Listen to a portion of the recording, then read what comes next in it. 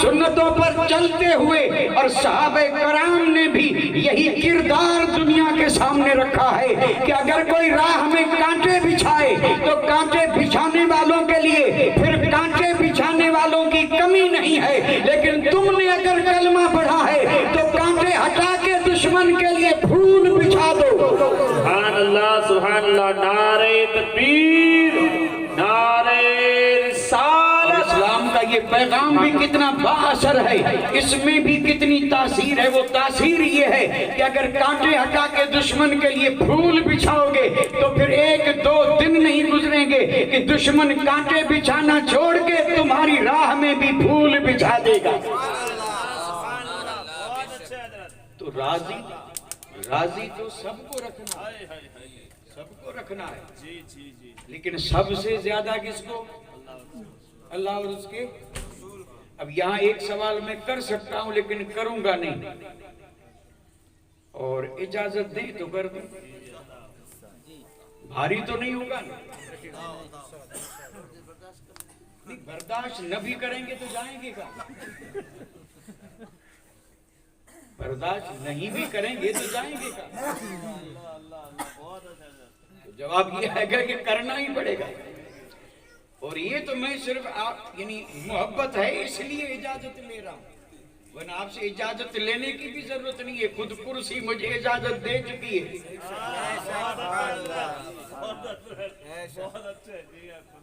یہ تو ٹھیک ہے، یعنی اپنا یہ معاملہ اپنائیت والا ہے، نہ میں آپ کے لیے نیا ہوں نہ آپ میرے لیے نئے ہیں۔ کچھ لوگ ضرور نئے دکھائی دے رہے ہیں، انہیں ضرور حیرت ہوتی ہوگی، لیکن جو ہمیشہ ہم آپس میں گفتگو کرتے رہتے انہیں کوئی حیرت نہیں ہوگی۔ حق کس کا؟ اللہ اور اس کے۔ اور کیوں ہے وہ بھی میں نے بتا دیا، کیوں ہے وہ بھی تھوڑا سا اشارتاً بتا دیا کہ سب کچھ رب نے دیا ہے تو حق بھی تو اسی کا بنے گا، اور سب کچھ صدقہ مصطفیٰ کا ہے تو سب سے زیادہ حق بھی مصطفیٰ کا۔ اب میں جو سوال کر رہا ہوں وہ یہ ہے کہ ہم کون؟ ہم اللہ اور اس کے رسول کے حق کو زیادہ سمجھ کے اس کو راضی کر رہے ہیں یا دنیا والوں کو؟ یہ ہے بڑا بھاری سوال، یعنی ہم کس کو راضی کر رہے ہیں، اللہ اور اس کے رسول کو یا معاشرے میں جن کے ساتھ زندگی بسر کر رہے ہیں ان کو، اپنے آپ کو، اہل و عیال کو، دوست احباب کو، بستی والوں کو، شہر والوں کو؟ ہم کس کو راضی کرنے میں لگے ہیں، ان کو یا اللہ اور اس کے؟ جواب کون دے؟ میں دوں؟ ہم کس کو راضی کر رہے ہیں، اس کا جواب کون دے گا؟ اس کا جواب تو دینا ہے، جو سنے وہی دیں گے نا، لیکن وہ دیں گے نہیں، کیونکہ ہاں کہیں تب بھی پھنسیں گے، نہ کہیں تب بھی پھنسیں گے۔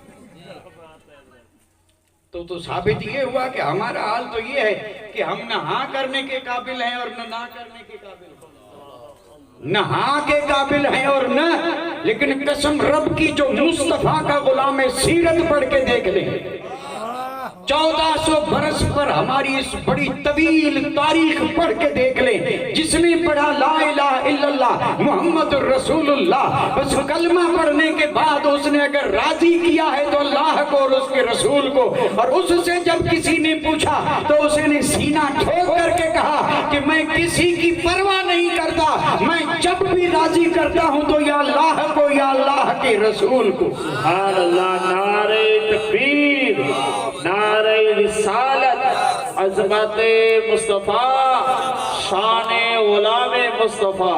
سبحان اللہ، سبحان اللہ، بہت اچھے سے، ماشاءاللہ۔ خیر ہمارا جو حال ہے وہ تو سب پہ آیا ہے، یہ تو میں نے صرف تھوڑا سا لائٹ ہو اس لیے یہ بات عرض کر دی کہ ہم بھی تو کچھ ہیں نا، کہ کچھ نہیں ہے، تو پھر ہماری بھی تو بات ہونی چاہیے نا بھئی۔ ہماری بات نہ ہو اور مجلس ہو جائے تو یہ تو نا انصافی ہوگی، اس لیے میں نا انصافی نہیں کر رہا ہوں، انصاف کر رہا ہوں کہ کچھ تو ہم بھی سوچیں نا، رب نے عقل دی، شعور دیا، نفع نقصان سے بڑے واقف ہیں، زبردست بینک بیلنس کتنا ہے سب خبر ہے، لیکن کام کب تک آئے گا سب خبر ہے، اور ایک دن وہاں پر جو بیلنس یعنی کام آنے والا ہے وہ کتنا ہے وہ بھی سب خبر ہے۔ ایسا نہیں کہ خبر نہ ہو، تو حق اللہ اور اس کے ابھی تک میں نے جو کچھ عرض کیا ہے وہ یہ ہے کہ حق سب کا ہے، زیادہ حق اللہ کا ہے کہ اسے اتنا ہی بولا ہے، یعنی سب کو راضی رکھنا ہے، راضی کرنا ہے، لیکن زیادہ حق کس کا؟ اللہ اور اس کے۔ یہ ہوا اس گفتگو کا ایک پہلو۔ بس اب دوسری بات ہے جس کو دوسرے پہلو کی شکل میں عرض کر کے اجازت دوں گا، اب تیسری بات کی ضرورت ہی نہیں ہے۔ اب حق ہے اللہ اور اس کے رسول کا کہ اسے راضی کیا جائے، اسے اللہ اور رسول دو ہیں نا، اللہ اور اللہ خالق ہے اور رسول مخلوق ہے، اللہ محب ہے اور رسول محبوب ہے، اللہ بھیجنے والا ہے، رسول وہ جس کو اللہ نے بھیجا، دو ہیں نا۔ یہ میں وہ سمجھانے والی بات کر رہا ہوں، ورنہ اگر وہ روحانیت تصوف والی بات کریں تو وہاں کہتے ہیں دو ہی ہے ہی نہیں، وہ ہم کیا سمجھیں؟ اور وہاں تو بزرگوں نے لکھا کہ جو دو کہے وہ ٹیڑھی آنکھ والا ہے، وہ ایسا ہے جو یعنی ایک چیز کو دو دیکھے، بھینگا جس کو بولتے ہیں۔ لیکن یہاں دیکھیں اللہ اور رسول دونوں کو راضی کرنا ہے، ایک ہی وقت میں دو کو راضی کرنا آسان ہے یا مشکل؟ مشکل ہے نا، کیونکہ دو ہیں، اگر دو ہوں تو ظاہر بات ہے دو ہیں تو پسند دونوں کی الگ ہوگی، ایک کو راضی کرنے جائیں ہو سکتا ہے دوسرا اس سے ناراض ہو جائے، اور ایک کو کوئی چیز پسند ہو ضروری نہیں کہ دوسرے کو بھی پسند ہو، کیونکہ دو ہیں، دوسرے کی پسند کچھ اور ہے۔ ایک کو پسند یہ ہے کہ آپ اس کے سامنے کھڑے رہیں اور دوسرے کو پسند یہ ہے کہ آپ بیٹھے رہیں۔ اب کیا کریں گے؟ اب کھڑے رہتے ہیں تو ایک راضی، بیٹھتے ہیں تو ایک راضی، اور یا راضی دونوں کو کرنا ہے، راضی دونوں کو کرنا۔ اب کریں کیا؟ تو قرآن مجید میں رب نے فیصلہ فرما دیا، اور یہ فیصلہ اہل علم پر واضح ہے، اور جو اہل علم سے دوستی رکھتے ہیں وہ بھی سمجھ سکتے ہیں۔ قرآن میں بات دو کی ہے، لیکن راضی کرنے والی بات آئی تو دو کی نہیں ایک کی ہے، کیونکہ ضمیر واحد کی ہے، یردو ہو، یہاں ہما نہیں ہے۔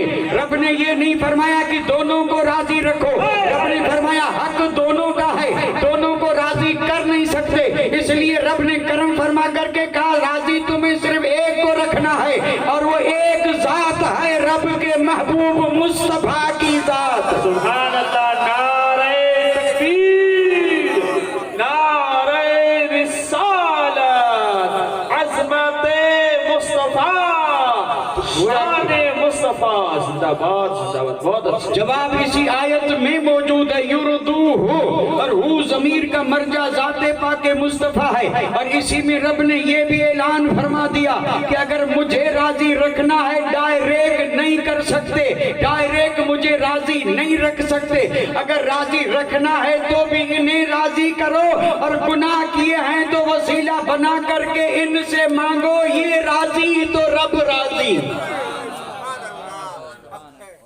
یہ یردو ہو یعنی ایک ایک ہو، اگر یردو کے بعد ہوتا نا ہما، یہ تسنیہ ہے، دو، ہما مانا دو، ہو مانا ایک، پہلے بات دو کی تھی، لیکن جب آئی راضی کرنے کی بات تو رب نے فرمایا کہ ایک ہے، یہاں پہ ایک ہیں، ایک، اور اس ایک کو راضی کرو، دوسرا خود راضی۔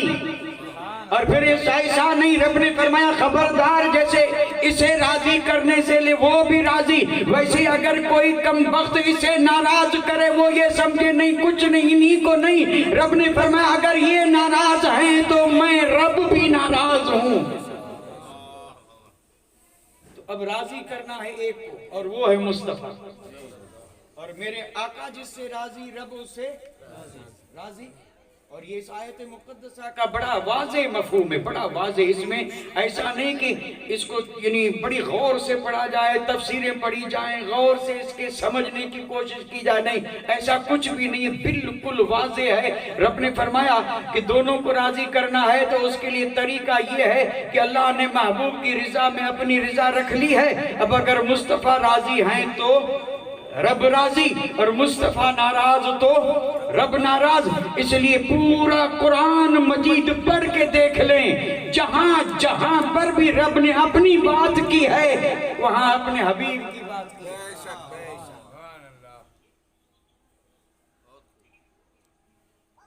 جس نے رسول کی اطاعت کی اس نے اللہ کی اطاعت کی, جس نے رسول کی نافرمانی کی اس نے.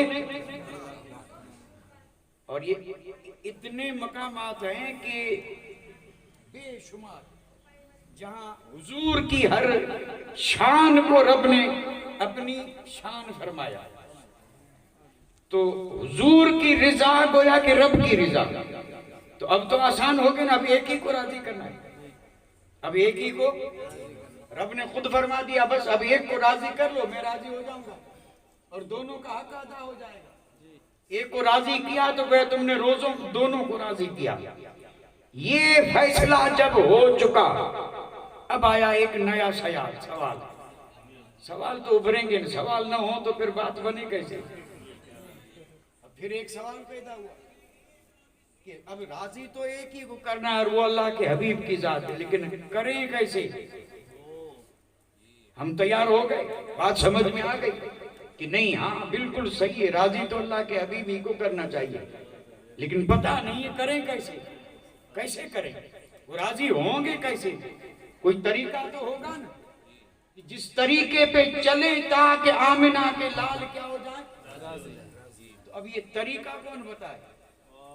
میں بتاؤں گا تو آپ کہیں گے کہ بھئی ہو سکتا ہے صحیح ہو سکتا ہے غلط ہو, کچھ مانیں گے کچھ نہیں مانیں گے. اور بالفرض اگر کوئی حضور ہی کا فرمان لا کے رکھ دے کہ حضور نے فرمایا ہے کہ یہ کرو تو میں راضی, بے شک بہت ساری حدیثیں موجود ہیں, لیکن آج کل کچھ ایسے ہیں جو عقل کے گھوڑے پہ سوار ہے, وہ کہیں گے حدیث ضعیف ہے, کہیں گے یہ حدیث کیا ہے ضعیف ہے.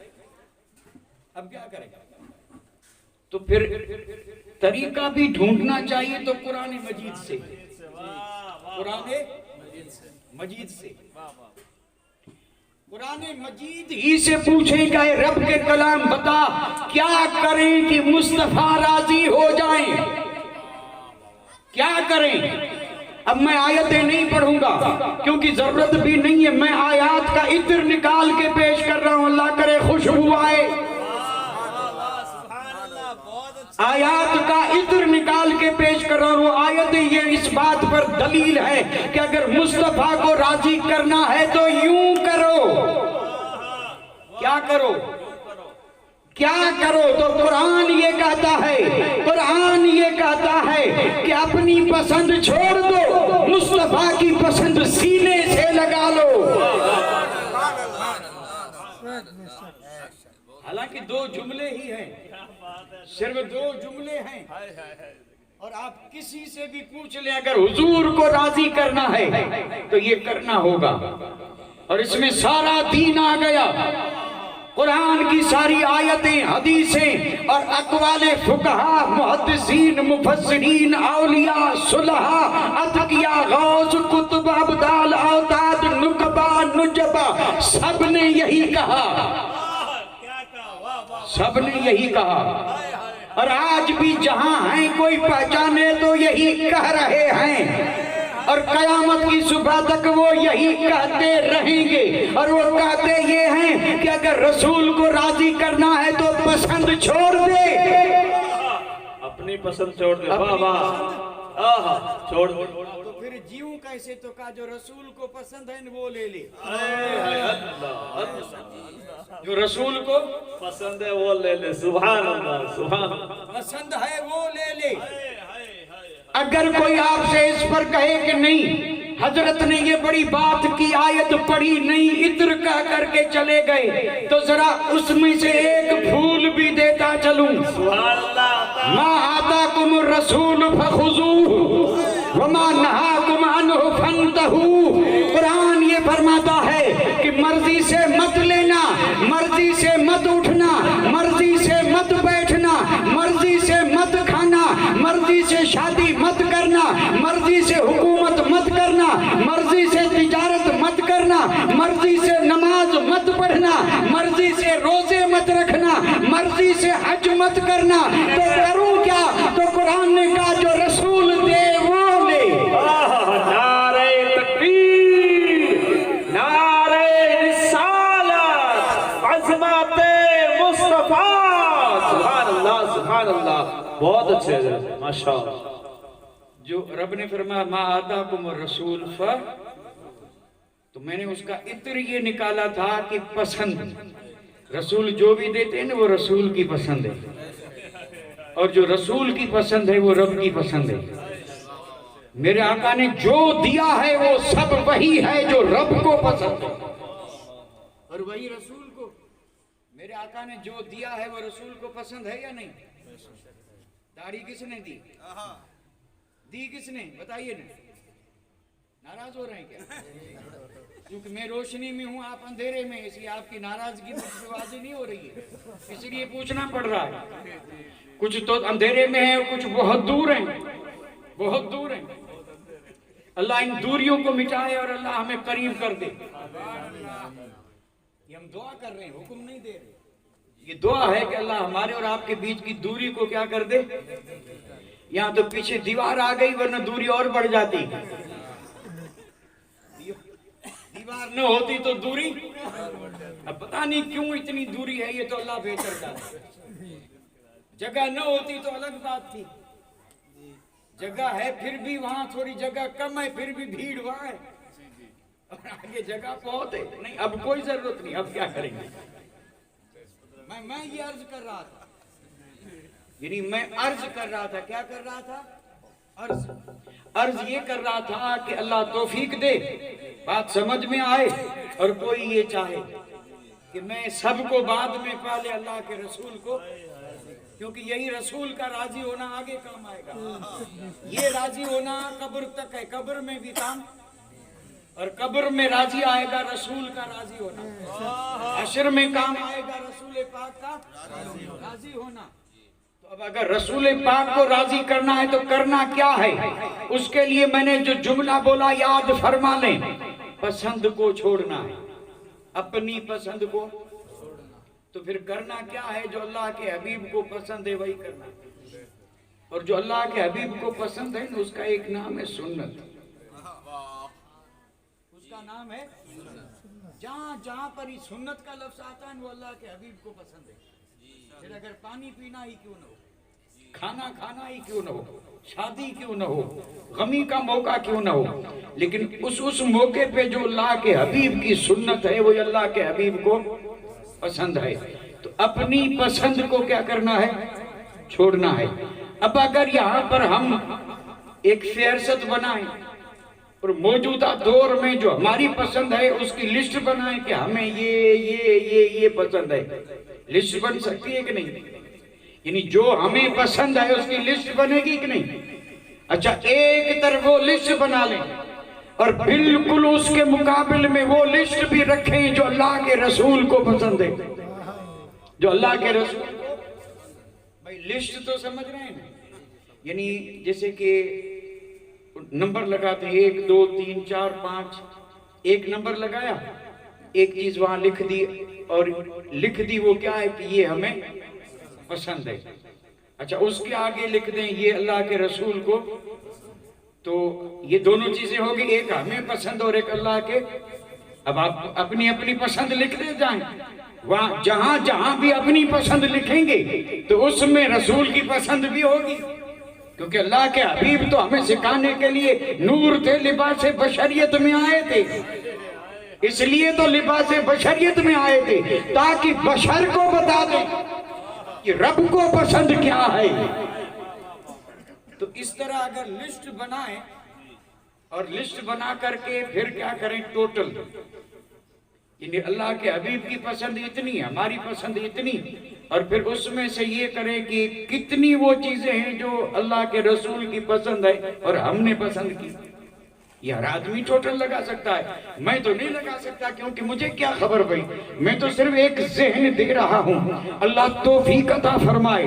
ہمیں چاہیے، ہر مومن کو چاہیے، جو جنت میں جانے کا آرزو مند ہے اسے چاہیے، اور جو قبر کو جنت کا باغ بنانا چاہتا ہے اسے چاہیے اور جو پل صراط سے سلامتی سے گزرنا چاہتا ہے اسے چاہیے کیا چاہیے کہ اپنی پسند چھوڑ کے اور اللہ اس کے رسول کی پسند کو اپنا لے، اور جیسے ہی اپنا لے گا تو گویا کہ اس کے سر پہ جو صحرا رکھا جائے گا اس پہ لکھا ہوگا وفادار، اور یہ قیامت کے دن پیشانی پہ سب کو نظر آئے گا کہ وفادار۔ اور اگر اللہ اور اس کے رسول کی پسند کی پرواہ نہ کی اور اپنی مرضی پہ جیا تو لکھا ہوگا غدار۔ تو ہم غدار بننا چاہتے ہیں یا وفادار؟ اللہ وفادار بنا دے۔ میں اپنی طرف سے کچھ بھی عرض نہیں کر رہا ہوں، جو کچھ ہے حدیث پاک اور قرآن مجید کی روشنی میں عرض کر رہا ہوں، اور بالکل احادیث کریمہ میں یہ ذکر آیا میدان محشر میں جو جیسا ہے ویسا پورے عالم انسانیت پر ظاہر کر دیا جائے گا۔ صرف لکھا ہوا نہیں، جھنڈے دیے جائیں گے جو پورے محشر والے جھنڈوں کو دیکھ کے پہچان یہ فلاں ہے، یہ آج کون کیسا ہے سب نہیں جانتے، لیکن کل پورا عالم محشر جان لے گا کہ صاحب کیسے ہیں، جھنڈے ہاتھ میں ہوں گے۔ تو اللہ غداری سے بچائے وفادار بنائے، غداری سے بچائے وفادار بنائے۔ تو قرآن مجید میں رب نے ارشاد فرمایا کہ اللہ اور اس کا رسول زیادہ حق رکھتے ہیں کہ اسے راضی کیا جائے۔ تو جب زیادہ حق اللہ کا ہے اور اس کے رسول کا ہے تو پھر ہر مومن کے لیے ضروری ہے کہ وہ اللہ اور اس کے رسول کو راضی کرے، راضی رکھے، اور راضی رکھنے کی صورت یہ ہے کہ اپنی پسند سے ہاتھ اٹھا لے، اللہ اور اس کے رسول کی پسند کو۔ اس پر میں ایک بات اور عرض کر دوں، یہ شادیاں جو ہو رہی ہیں، شادیاں چاہے بچے کی ہو چاہے بچی کی، اب اس میں جو کچھ موجودہ دور میں ہو رہا ہے، جو بھی ہو رہا ہے، جہاں بھی ہو رہا ہے، کسی نہ کسی کی تو پسند ہوگی کہ نہیں، کہ کسی کی پسند نہیں؟ بھئی جو ہو رہا ہے جہاں بھی ہو رہا ہے کسی نہ کسی کی پسند ہے تب نہ ہو رہا ہے، اور کسی کی بھی ہوگی، ہوگا تو انسان۔ اب گھر میں 10 آدمی ہیں، 9 ایک طرف ہے، ایک طرف ہے، 9 کی نہیں چلی، ایک کی چلی، ہوا وہی جو ایک کو پسند تھا، اور ایک کو پسند وہی چاہتا شیطان کو پسند ہے۔ اب یہ ایک ہونے لگا، یہ کس کی پسند ہے؟ یہ پسند ہماری ہے، اس کو کہیں گے یہ پسند ہماری ہے۔ اور اگر اس شادی میں جو حضور کی سنت ہے ان ساری چیزوں کو ہٹا کر کے محفل سجی، ذکر ہوا، نعتیں پڑھی گئی، تلاوت، اور پھر شادی اول سے آخر تک ہوئی سنت مصطفیٰ کے مطابق، تو جس غلام نے ایسا کیا اس نے جگ پہ ظاہر کر دیا کہ میری پسند کچھ اور تھی، میری بیوی کی پسند اور تھی، میرے بھائیوں کی پسند اور تھی، پڑوسی کی پسند اور تھی، لیکن میں نے سب کو کہا نہیں، میں تو وہی کروں گا جو آمنہ کے لال کی پسند ہے۔ جیت گیا، جیت گیا۔ اللہ ایسی جیت سب کو عطا فرمائے۔ اور یہ صرف شادی ہی کی بات نہیں ہے، زندگی کے ہر موڑ پر یہ چیز سامنے آ سکتی ہے۔ لہذا ایک بندے مومن کے لیے ضروری ہے، ضروری کہ وہ پہلے اللہ اور اس کے رسول کو۔ 2 لفظ اور بھی یاد آ گئے، لیکن اب صرف لفظ لوں گا، لفظ ہی کافی ہے۔ یہ جو میں نے ابھی عرض کیا نہیں، یہ اس کی ترجمانی ہے، حالانکہ بات وہی ہے، لیکن سمجھنا آسان ہوگا۔ کسی کو یہ سمجھ میں نہ آئے بھئی اپنی مرضی، اللہ کے رسول کی مرضی، پتہ نہیں کیا ہے، تو اب 2 لفظ بول رہا ہوں۔ شریعت، سنا ہے کبھی نام شریعت؟ شریعت، شریعت یعنی اللہ اور اس کے رسول کے قانون، زندگی گزارنے کا ضابطہ، شریعت۔ شادی کیسے کی جائے، غم میں کیا حال ہو، نماز کیسے، روزہ کیسے، حج کیسے، زکوٰۃ کیسے، یہ شریعت۔ اور اس کے مقابل ضد میں ہے طبیعت، مقابل ہے طبیعت۔ بس اسی کا ہے جھگڑا، سارا جھگڑا کسی کا ہے. کچھ تو وہ ہیں جو طبیعت کو سب کچھ سمجھ رہے ہیں، جو طبیعت میں آیا، جو کوئی پرواہ نہیں، نہ حلال کی نہ حرام کی نہ جائز کی نہ جائز ناجائز کی، طبیعت. اور کچھ وہ ہیں جنہوں نے کہا پیچھے ہٹ طبیعت، کلمہ پڑھا ہے، کلمہ پڑھا نہ ہوتا تو بات طبیعت کی درست تھی. جب کلمہ پڑھ لیا ہے تو اب طبیعت کے لیے بات چلے گی شریعت کی. وما علینا الا البلاغ وآخر دعوانا ان الحمدللہ رب العالمین.